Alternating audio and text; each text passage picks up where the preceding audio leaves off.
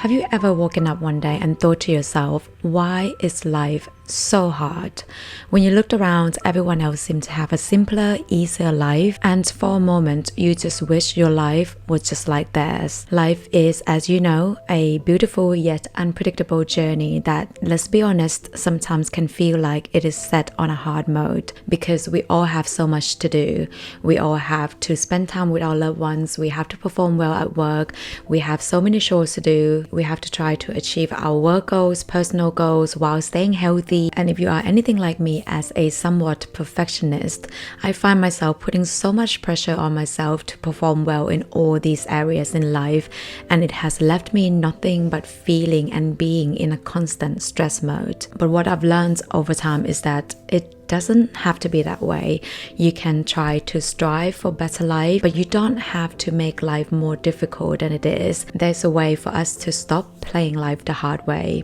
There is this idea that has been stuck with me for the past couple of days now. It's something that I never made a connection, but now that I have, I can't get it out of my head, and hence why I need to talk about it in this video. It has become so clear to me that there is a strong connection between unmet needs and life stress. And I think there's no better way to illustrate this than going through Maslow's hierarchy of needs, so we can then map out the stress level from more severe to less severe depending on the needs that's being unmet. Many of you may be familiar with Maslow's hierarchy of needs already, but if not, it is a theory by Abraham Maslow that puts forward that humans are motivated by 5 different categories of needs. There is a basic level of needs, which are biological and physiological needs, such as the need for food, water, sleep, and then there is a need for security, whether that be from employment or our health. The next level up in the hierarchy, we have the psychological needs, and those are the need for love and belonging and the need for self-esteem, self-confidence. And then at the very top of the hierarchy, we have the need for self-fulfillment or self-actualization. And in this theory, the higher level of needs will only emerge when the lower level of needs have been sufficiently satisfied. So for example, you wouldn't even have a brain capacity or a bandwidth to think about self-actualization or about promotion if you don't even have a shelter. And therefore, the more time that we spend dealing and coping with this level of needs, the more stressful life becomes and the harder life will feel, because these are the very basic level of human needs that is being unmet. And therefore, the first step for us to stop playing life the hard way is basically to make sure that this level of needs is being met. We are going to have to deal with this first. So if you're someone that doesn't have a stable income, but you know that you want to earn 6 figures one day, there's a huge gap between where you are now and where you want to be. And what you have to do first is basically to make sure that you have a stable income first before even thinking about being promoted to be a manager or earning 6 figures. You know, if you can't get your sleep right or you don't have your diets nailed down, and these are very basic level of needs, it is then going to impact your performance in other areas in life. Or if you're someone that has big dreams in life but you're not currently living in a safe neighborhood, you need to get out of that first before you start doing anything, and that will improve your life by so much. And this is something that I have personally experienced myself when I left my long-term previous relationship 8 years ago.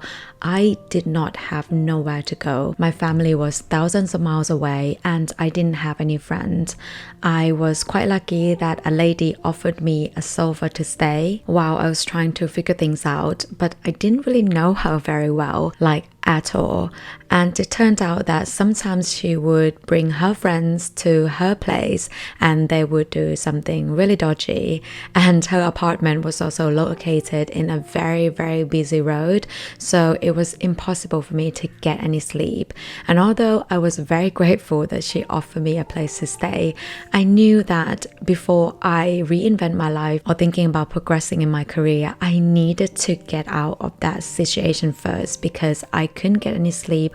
I felt unsafe. And needless to say, that was one of the most stressful and difficult time of my life. And if we look up the next level in the pyramid, it has something to do with our external relationships with other people. And therefore, it is important to be careful who gets a space and time in your life. Interpersonal relationships, whether those be familiar, platonic, professionals, or romantic, can be sources of great joy and fulfillment in our life.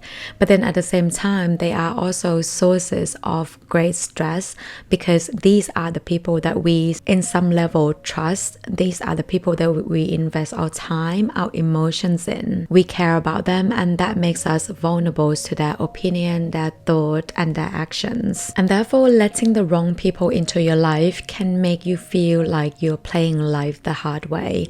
If your friends brings nothing but negativity, critiques, and never compliment you or empower you, then you're always going to constantly feel like you're not enough and there's something about you that needs to be fixed. And then you'll feel like you're always going to have to try harder because you can't be yourself around them. And I think it's the same goes with the people that you let in the digital world. It is important to follow people that motivates you, people that has similar goals to you. You know, if you're similar to me, I myself, I don't really own that many pieces from luxury brands because I just buy whatever that suits me regardless of the brand. But if I were, for example, to follow someone that does that, then it will always make me feel like, oh, I need to always get a new bag because the ones that I have is not enough. And then that will essentially be me making my life unnecessarily more difficult than it should be. Because remember, your time and attention is so valuable. So give that to those who will value it. Give that to those who will support your growth and your journey. Another thing that can make your life 100 times easier is to practice acceptance.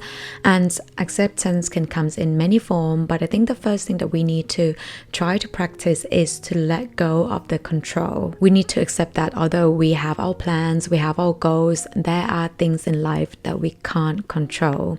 You can't control how your parents are going to react when you told them that you're changing your career. You can't control how your boss is going to react when you hand in your resignation. You can't control other people's actions, thoughts, and the only thing that you can control is your own thoughts, actions, and reactions. So as long as we make sure that our actions and thoughts and reactions are of good intentions and they align with our values, then the rest is completely out of our control. It is also important to accept the journey that we currently are in life. I think a lot of times life stresses comes from the anticipation of the future. Because we're chasing something, where we're going to be in 5 years. However, we're not there quite yet, and we don't quite appreciate or accept the journey that we've made, how far we've come, and that causes us to feel stressful and feel like life is so difficult because we're just not there yet. And acceptance allows us to reduce the resistance and embrace our current situation, which then reduces the level of stress. And I have to say that I am genuinely very guilty of this myself. You know, sometimes randomly the YouTube algorithm would recommend me a video of someone earning the money that I want to be earning in 3 years, and I just have to take a moment and accept that, okay, this is what I'm working on, and I know that I'll get there one day, but it's just not now. Because I think what people gets wrong about acceptance is that some people think acceptance is about giving up, or is about okay with your current situation without having to do anything else. But that's completely wrong. Acceptance is not about positivity or about giving up on your goals or aspirations, but acceptance really is more about recognizing and making peace with something that we can't control or hasn't happened yet, and focusing our energy and influence on something that we can control. This mindset really is, I would say, fundamental to simplifying life and minimizing stress. It really helps us to live in alignment with the present moment. And talking about present, that leads me nicely to the next point, which is to be present and slow down, slow way down. Most of the time we are either reliving the past or fantasizing about the future. And those two normally bring negative emotions such as anxiety, worry, and sometimes sadness. The present is normally not filled with these emotions, and it is actually quite peaceful. Being present is being a state of awareness of what is going on around us and what is going on inside us. So there's so many activities that you can do or implement to be more present. I think meditation is the thing that people talk about the most, but for me, what has been working recently to brings me to present moment is actually doing some yoga. When I do these different movements in a very slow pace, I observe how my body moves, how my body feels. Another thing that helps me is going for a walk. When I go for walks, I notice all of the surroundings. I listen to the sound of the wind, the sound of the birds. I appreciate how the tree branches moves and dance along with the wind. It's actually quite peaceful and it makes me appreciate life more. And sometimes a thought will pop up, whether that be positive or negative.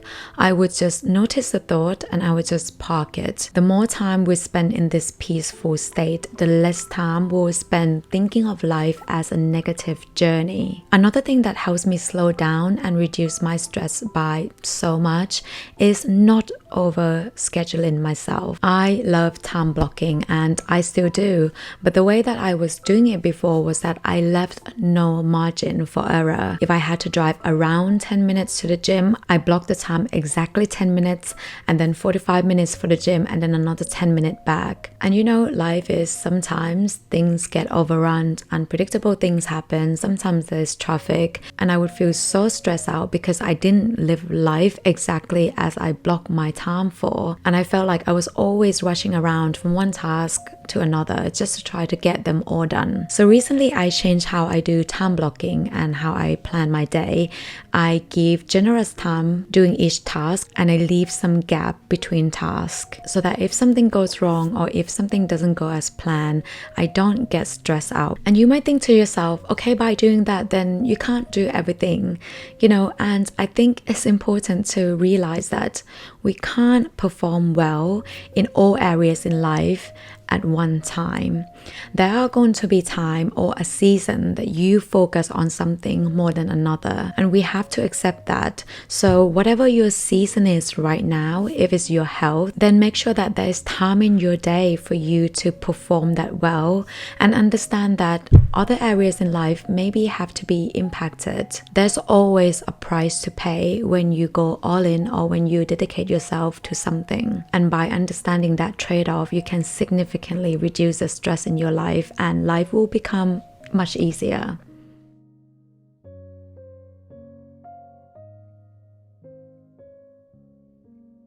And I know that these things can take time. You know, I'm still working on some of this myself, but together, my friends will grow together. We'll be the better version of ourselves together. If you found this video helpful, I would appreciate if you hit that like button. And thank you so much for watching. I'll see you in the next video.